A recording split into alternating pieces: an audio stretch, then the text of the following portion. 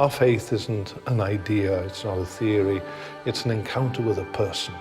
And so a pilgrimage to the Holy Land is precisely that, to go with that desire to encounter the person. We ask ourselves, who are we? Well, we're children of God. Well, here's God himself, God incarnate, walking these streets. I look at the Holy Land as a big geographical, sacramental. At first, when we walked into the church in Bethlehem and we saw all the hanging lights and all the glitter and gold, and you go down and there's this gold thing on the bottom, your first sensibility is, oh, it's so much. And then you realize that if the Lord of the universe took on human flesh and was born, if you could stud the floor with diamonds, it wouldn't be enough. We got to walk the path where Christ walked when he carried the cross. We got to see the hill where Christ was crucified. Getting to be at these locations really energized my faith and gave sort of a picture to my faith.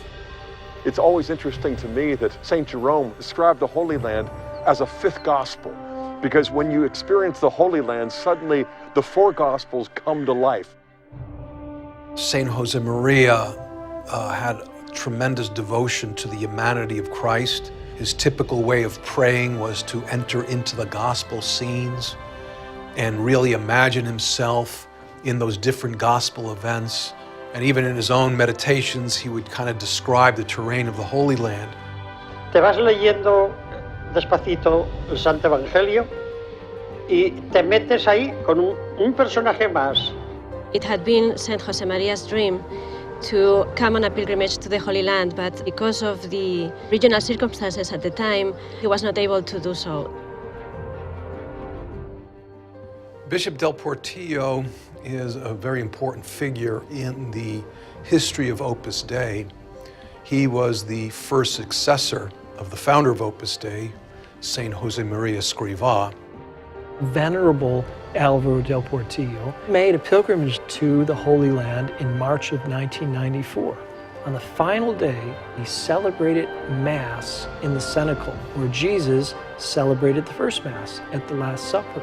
He returned to Rome and died early the next morning. His successor said, we need to build a retreat and conference center in the Holy Land, and we'll name it after Álvaro del Portillo, through the nickname that St. Josemaria gave him, which was Saxum, which is a Latin word for bedrock, because he was a man of great faith. When I was a senior in high school, we got this great opportunity to go on a trip to the Holy Land and to Rome. We had an incredible opportunity to meet Don Álvaro del Portillo. I was struck with his holiness. It felt like I was in the presence of a saint. Saint Josemaria had dreams for the Holy Land.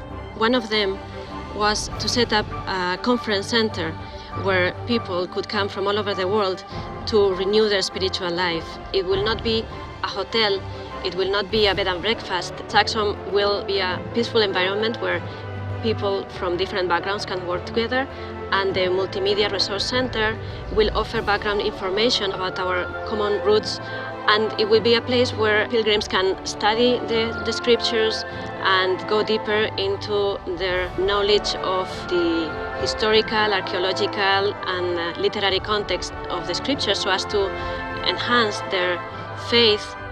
Christians in the Holy Land understand very well the convenience of fostering initiatives that will help pilgrims all around the world to get to know better the life of Christ.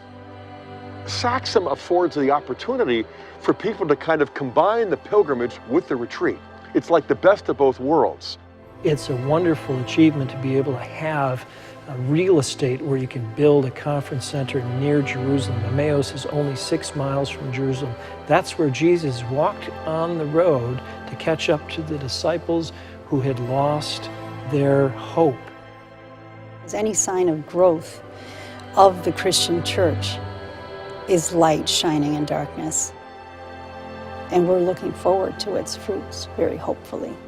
The Prelate of Opus Dei has been asking many people around the world to pray for this project and to help.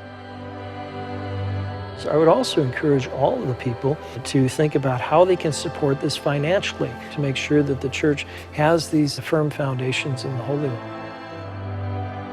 The concept of Saxum and so on It's a question of faith. It's a question of faith. So it's going to happen.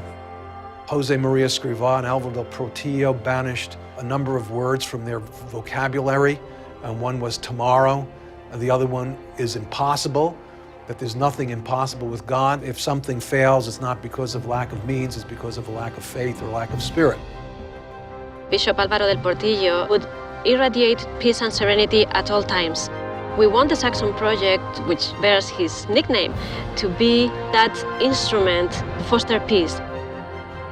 St. Josemaria used to say, may you seek Christ, may you find Christ, may you love Christ. If those words of St. Josemaria grab your heart, you'll have a hunger to be in the Holy Land because you're seeking Christ. There you will find where he was, and your love for him will deepen.